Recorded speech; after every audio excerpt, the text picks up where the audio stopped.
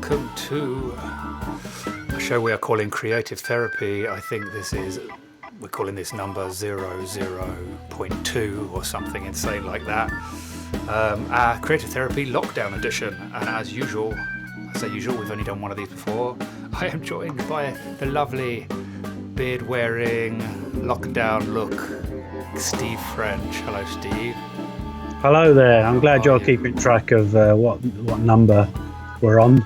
I just turned that music down a little bit. Yes, I think we've done so many of these, attempted to do lots of live. I'm going to fade this music out because I'll forget. There, that's nice. We have done so many of these, haven't we now? The idea of this is that it's a live show, that we put it out, our lockdown live edition of Creative Therapy, but we've just couldn't get the technical side of things to work properly, so we've had numerous attempts and it's just not gone right. So now we're just recording these and putting them out straight after, but they're kind of live in a sense that we're cutting and editing live, which is why they've got this slightly raw feel and me faffing around with stuff down here. But this is our second lockdown edition of this. Yes. I like to think of these not as the official shows, because when we do our official shows, they'll be a little bit more nicely produced. Yeah, this is a needs must, and the times dictate that it has to be this way. And fortunately, I think the general public are used to this look and feel because, well, everything you look at, BBC News, your favourite TV show that might have a behind-the-scenes show, they've all got this kind of Zoom stroke Skype stroke at a distance kind of interaction that everyone's having. Absolutely. So I'm sure people are used to it. Yeah, and I think that's, and in a way, what the good thing that's come out of this is that one can get away with shoddy production value now for projects, because some people are very much used to Skype quality and stuff. We don't like it that much because we're a bit anal and perfectionist, aren't we, about our video projects and stuff. Yeah, exactly. So, I mean, I might as well draw attention to it because that's what you're supposed to do in this situation. But we apologise in advance for me maybe being a bit max headroom and maybe being a bit jerky. Hopefully my audio is okay. It doesn't look that bad. No, exactly. I've taken the makeup off. Hopefully we sorted the audio. Yeah, we had a bit of an issue. If you watch the previous show, where Steve, even though he looks like he's in a lovely library, he's got his standard lockdown bookshelves, interview bookshelves behind him. But he sounded like he was in a tin can. I think we've solved that problem. Fingers crossed. If you're watching this and Steve sounds nice as he does to me, all's good. Fingers crossed. But so we're calling the proof is only in the pudding. Yeah, absolutely. So let's see. Leave a comment below. See if you're liking all this stuff. But it's too late because you're watching a recording, so we can't even unedit this bit I'm rambling about now. Otherwise, I'd cut this out because this is rubbish. What am I talking about? Anyway, what we are calling this episode, the last one we did last week was a bit more of an overview. It was kind of our first one. It was a bit more of a overview, talking about creativity during lockdown. I think we sort of discussed quite a lot of little things. I thought this week we'd sort of drill down a little bit. And I thought about this, the title of... I'm trying to put these in the right order because I don't want to be negative. So I'm going motivation or procrastination.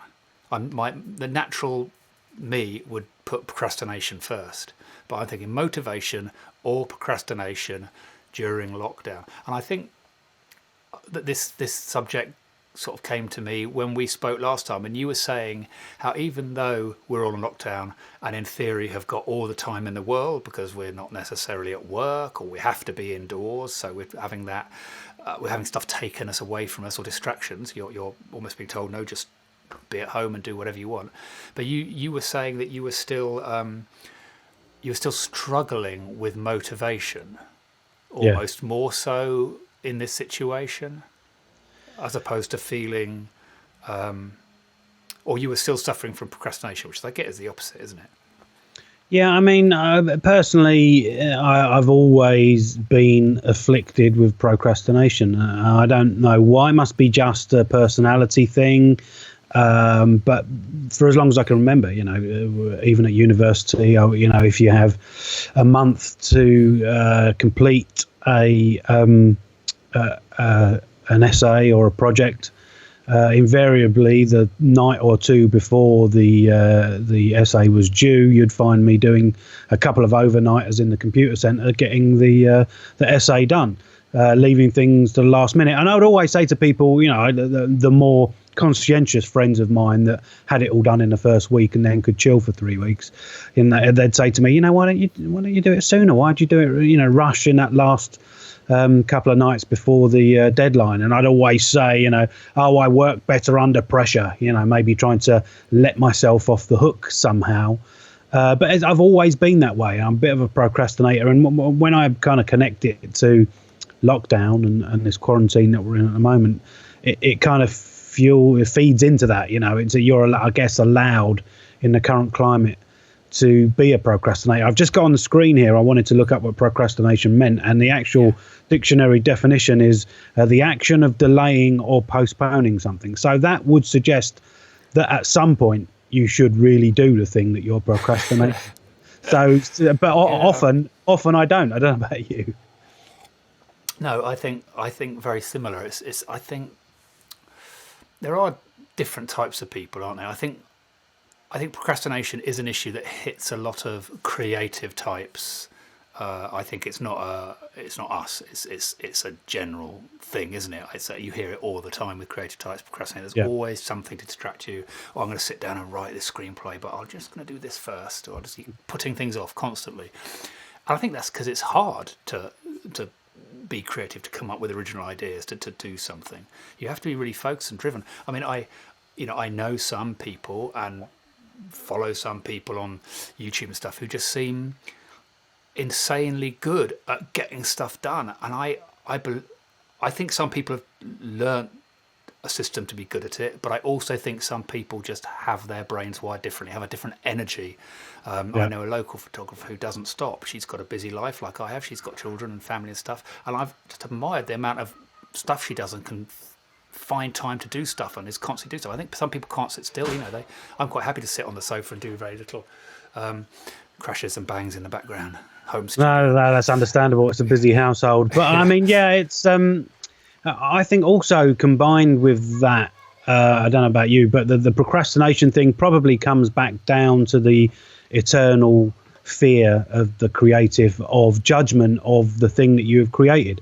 So I don't know about you. I know I shouldn't do it. I know maybe again another character flaw, but I'm always overly concerned by what other people think of what I do. And I know, you know, you watch plenty of things online and all the motivational people say, you know, don't care about anybody else. If you're happy with it, put it out there. But I possibly procrastinate because I've got that fear of people seeing what I produce and the judgment that comes from that. And let's face it, the internet these days, everybody is a judge and they can be an anonymous judge. So that makes it harder. Absolutely. You can hear children chittering, chattering away in the background. That door's open over there, but there we go. That's the nature of this rough and ready show.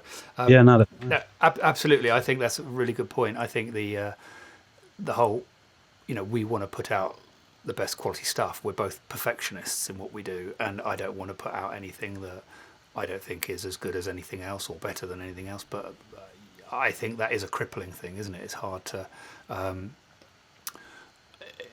you've got to kind of get over that and put out stuff, because whatever we put out may not be as good as the people we admire or look up to, but it's also going to be a lot better than other people's stuff out there as well, because there's a lot of bad stuff, there's a lot of mediocre stuff, there's a lot of good stuff, and there's a lot of excellent stuff, and if you don't put anything out, you're not doing anything, are you? No, exactly. And I think you know, you referenced a few people maybe on YouTubers as such earlier who have possibly some insane level of motivation. I can't remember the guy that you follow who kind of does stuff daily, you know, and it's you know, that what kind of huge amounts of motivation must you have to be you know, able to kind of create that amount of content daily? But then, you know, the flip side of that is he's not producing Citizen Kane every day. He's producing multiple bits of content of varying quality. So absolutely. Maybe that's the thing you have to forget. The two people I'm thinking you're talking about do produce very good quality, and I think because they're very good at what they do,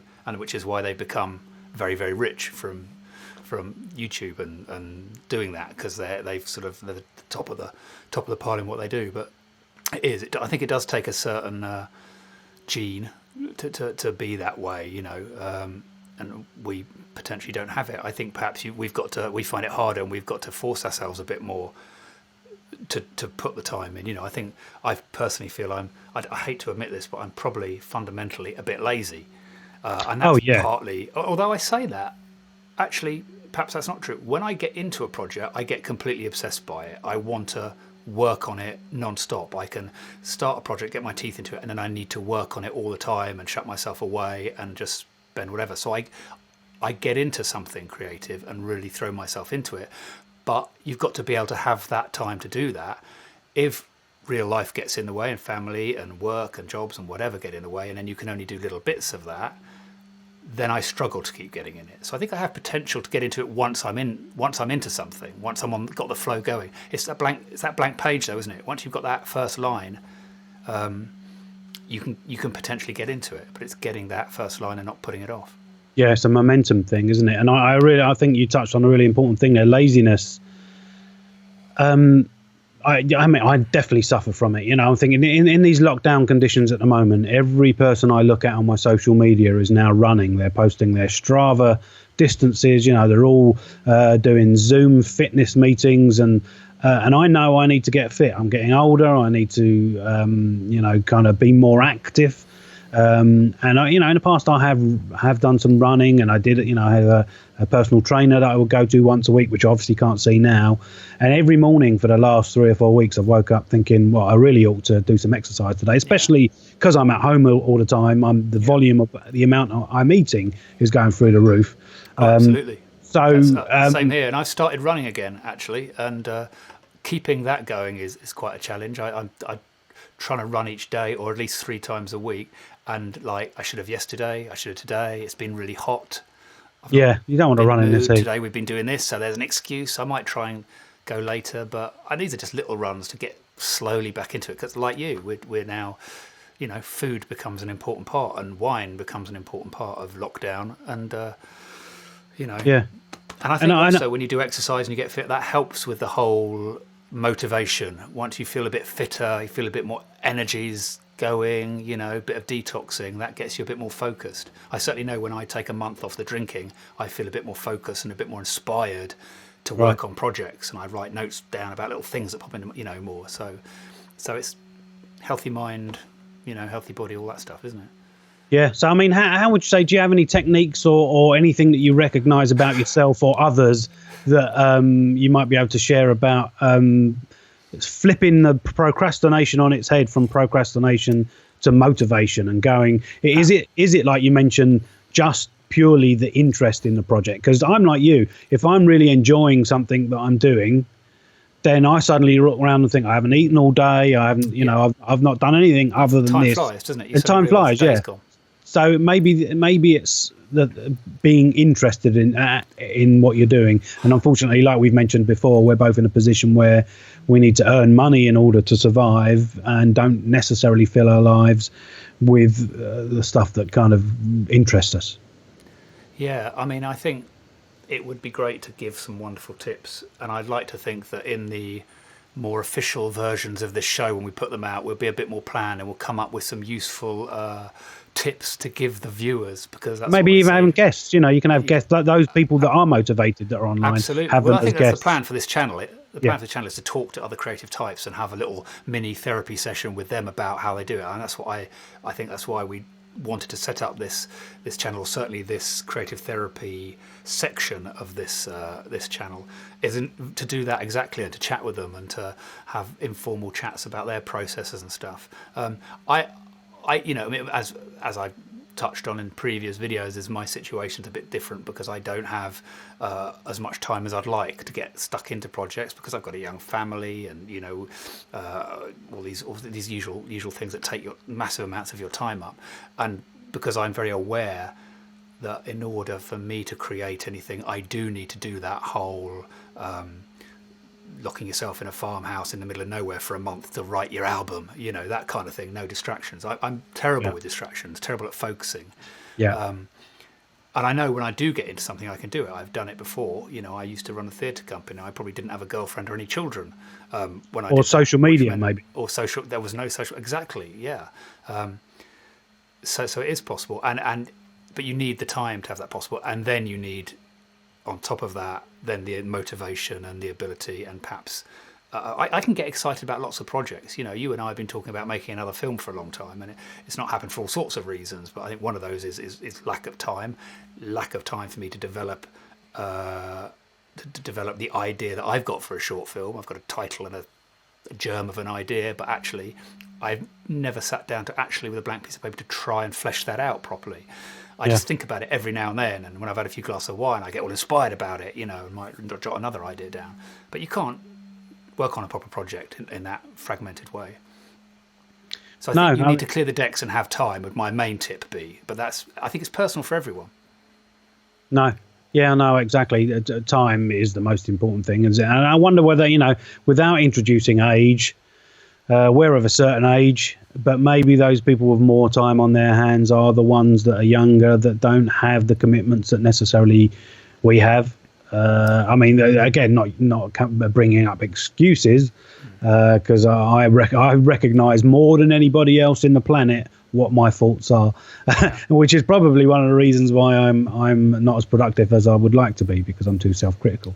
So that, I mean, those things probably are, youth, and really not giving a hoot what anybody thinks of what you produce, because then at least if you put it out there, you're creating content. And that's what they always say about books or screenplays. You're going to write a dozen that you need to throw straight in the bin, and they're going to be complete crap before you come out with the thing that is going to make you. I mean, that's the depressing thing, isn't it? I think Robert Rodriguez said you've got.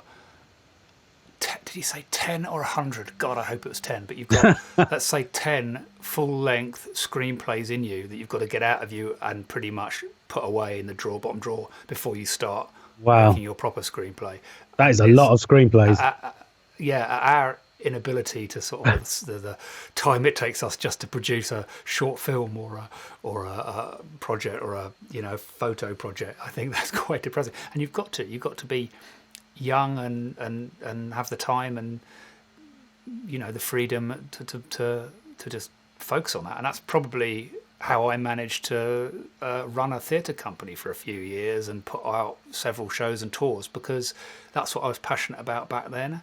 And I had the time, and that's what I wanted to do. And I was, as an actor, working with other companies and running my own company, and you could do that. It was before family and children. I really swore I'd not keep sounding like I'm blaming my family and children for my lack of, because that's not the case. But it is a realistic, a big factor, very big factor.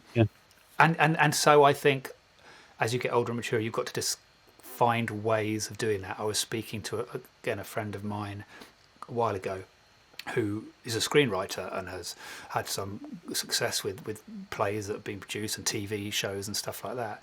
And she's got a family and everything. And I was saying, I really struggle to get stuff to hand. And she said, you just got to, you just get up in the morning, put an hour aside, sit down and write, do it, in the evening, you sit down and write. And it's like, because she can do that. That doesn't work for me. She's got that gene that makes her just kind of do the thing. Sit and write and probably get instantly into the zone. It takes me several hours just to try and get close to the zone. And then I need to, I mean, it's an interesting thing. Again, talking about the future of the show and talking about having guests, it would personally, and I would imagine you would feel the same way, having a psychologist or a therapist. I mean, this is called creative therapy, but we're just we're two procrastinators talking to each other. Well, what we need is we need someone to kind of analyze us and explain to us why. I'll give you an example. I mean, we've been in lockdown for now, 10 weeks, 10 weeks or something like 10, that. Yeah, and fairly early on in the lockdown, I was thinking, well, what do I love to do? Or I love the idea of doing anyway, is to make films. What's the best way to make a film in this situation? And I thought, well, via Zoom, not necessarily using Zoom, but if I have a camera at my end and I find another actor maybe at the other end, and we can film ourselves as though we're on a Zoom call, and then I can edit it together to look like Zoom or Skype or whatever in post. But that would be fairly simple. That would be more simple than doing a full-on short film under normal circumstances with locations and crews and stuff like that. So I just need to come up with an idea that involves two people talking on a Skype call that would be an interesting short film. And sorry, I was just going to say, I do have an idea and I've got a concept, and it's, I've got a beginning, middle and end. So that should mean, within a couple of days, I should be able to easily sit down and write the script for it, have it done, find an actor and do the thing. And by the end of the week, have a short film done. So why haven't I done that? It's all there. Yeah. What's that all about? Again, come on, Dr. Julian. That's then understanding your life, understanding the shit that's going on around you. Yeah. Again, I think the big thing is you going, well, is that really original? Has that been done before? Will that be good? Am I going? Because I think what it is, it's these projects that we want to do. You don't just do in a couple of hours and you've suddenly painted perhaps a nice little watercolor and that's it, and you've done that thing. Making these things, however simple they are, even a broken down concept like that, still is a massive, massive amount of work. Yeah. And so at the end of it, you don't want to do a massive amount of work in it just to be a little bit like, yeah. But you've got to, because you'll learn a lot from that, and then the next one you do will be better and better and better. Yeah.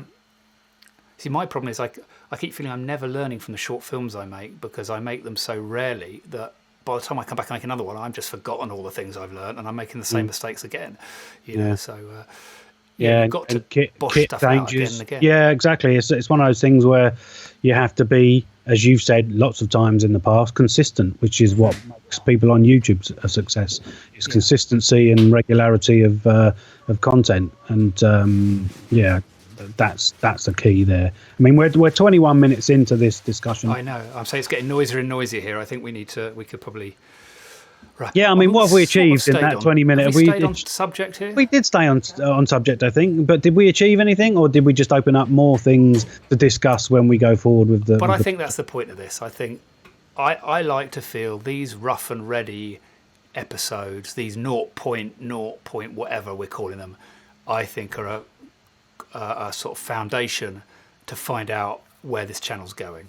So I'm kind of liking this just chatting, blue skying, a bit. Yeah, exactly. And it's nice to try and have a theme. We try to sort of stick to the debate of procrastination, motivation during lockdown. I mean, that stuff we've talked about is general regardless of lockdown. We didn't really keep it to necessarily the lockdown thing, but I think, and this is the thing, that partly churning these little shows out is partly to do with what we're talking about. We just wanted to put something out, even if it looks a bit shitty and we ramble a bit, we're going to get better and better each time we put these shows out. And by the time we start putting out some proper content, it'll be much slicker. Exactly. And we'll know what we're talking about. And we won't feel awkward watching ourselves back, because we'll be used to it. Yeah. Hopefully we'll get over that sometime soon. But that's another thing to discuss another time, maybe the whole kind of perception of yourself visually and audibly. I think these throw up lots of more micro elements that we can delve into, the insecurity. And I've got a whole list, and I've got a whole Evernote list of subjects to talk about as part of the Creative Therapy playlist on this channel, and they go into rather than just constantly overviewing, we're talking about specifics, talking about procrastination on its own, talking about that perfectionism, talking about that imposter syndrome, that whole stuff. I think they're good just to talk about on their own, and not necessarily come up with, solving, great solutions, advice to the viewers. I know in YouTube videos you're supposed to give the viewer something that they didn't know before. We can give them some top tips and stuff like that, and we maybe will eventually come up with that. But at the moment, we're still figuring it out for ourselves. I think, hence the creative therapy. It's for us. So I think it'd be good value for people that are in the same boat as us and realise that they're not alone. And I think the world is full of people like us. It's probably 50-50. Yeah, totally. Certainly with lockdown beards right now. Exactly. Yeah. Look at that bad boy. So I'm liking this. I'm happy to keep putting these out. If anyone wants to watch them, that's great. Comment below if you are watching. Spread the word so we get a few more viewers and subscribers if you think this is relevant to anything. And we'll try and do a few more of these. Yeah. See you next time. All over. We'll be doing a bit more content, I think, with other interviews, other people, and the whole Mindspew channel is going to be another whole sort of world of creativity. You know, Steve and I, when we do work on projects again, we'll be documenting those and showing some short films we've made and chatting about those within, and perhaps some vlogs and stuff like that. So this is just one little section of this channel. So in 5 years' time, this will be a good resource. Right. You put it out. Looking forward to it. Now. You've said it now. I'm going to slowly bring in some music. This jazzy. Wow. DJ Julian. He's slowly transformed from Dr. Julian. You can't hear this at all. I can't, no. And maybe I'll do a slow crossfade. How about a bit of scratching? Thanks for watching. Bye. See you later, Steve. See ya.